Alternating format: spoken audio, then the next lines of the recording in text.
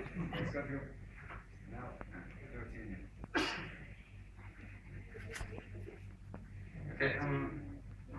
my title is The Power of Language and the Language of Power, a social and cultural reading of Orwell's Animal Farm, Defoe's Crusoe, and Nabokov's Lolita.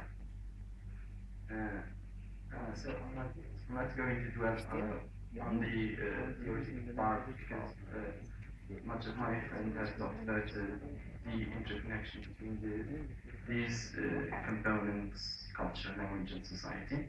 So I'm going to give a brief introduction. For many people, language is not just the medium of culture, but also is a part of culture.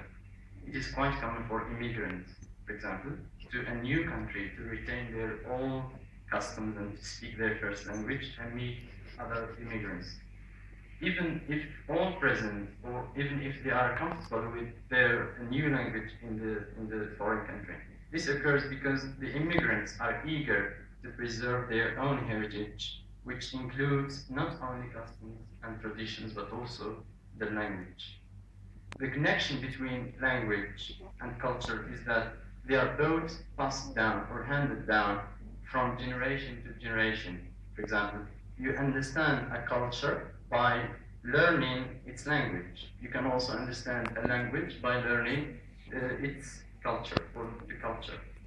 Because the culture needs words for everyday object and expressions. Another connection is that different cultures have different languages. So only the language of culture is connected to that culture. However, and this is what is most important, for example, Pierre Bourdieu is a French sociologist and anthropologist. He says in his book, I'm going to quote this in French. He says in his book, Language, Langage et pouvoir symbolique, or Language and Symbolic Power, 1991. Les discours ne sont pas seulement des signes destinés à être compris, déchiffrés. Ce sont aussi des signes de richesse destinés à être évalués, appréciés, et des signes d'autorité, and I make this bold, d'autorité destinés à être crus et obéis. So any message or any discourse is to be decoded, is also a product delivered to appreciation whose value is relatively to others. It's also an instrument of power. In other words, any statement is not just to be understood, but also to exercise a certain power. In the same vein, I would quote George Orwell from his famous article, Politics and the English Language, 1946. He says, "The great enemy of clear language is insincerity. When there is a gap between one's real and one's declared aims, one turns, as it were, instinctively to long words and exhaustive idioms like cuttlefish spurting out ink." That is to say, the insincerity of the writer, of the discourse maker, declines. For example, the politicians, especially those who use those slogans and so on, we are going to see that in the literature I'm going to deal with, attempt to disguise the intentions behind euphemisms and convoluted, extremely complex phrasing. He states that the political prose was formed to make lies sound truthful and murder respectful, and to give an appearance of solidity to pure win. I think this is clear. He believed that this type of discourse, that is to say, the political discourse, was intended to hide the truth rather than to express it. The language used was necessarily vague or meaningless.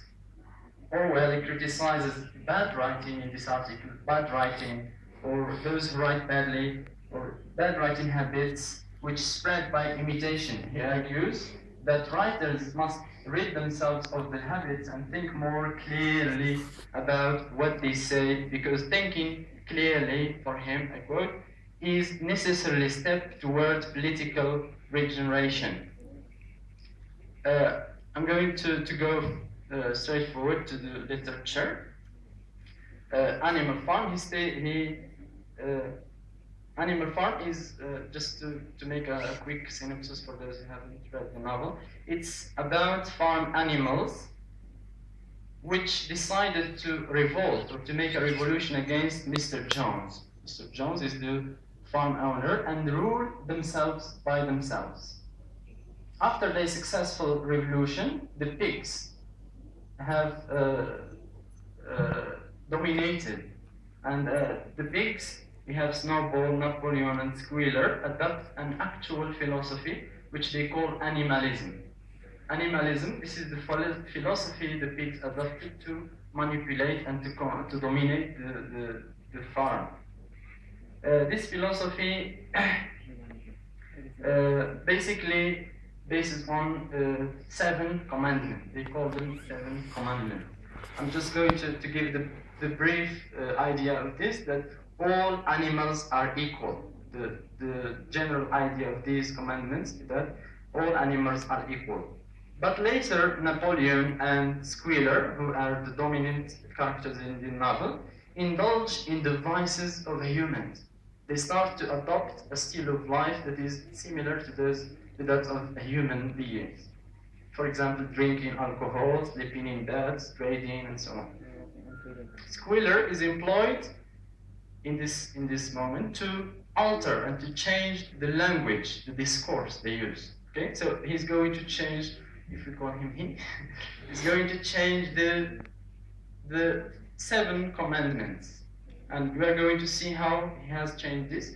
The 7 commandments are laws that are basically created to control, to govern and order the animal farm. Okay, I'm going to see a quote. I'm using this from the 7th commandment. Number 1, no animal shall sleep in a bed. This is the first. Okay, it happens in the early, in the first 7 commandments.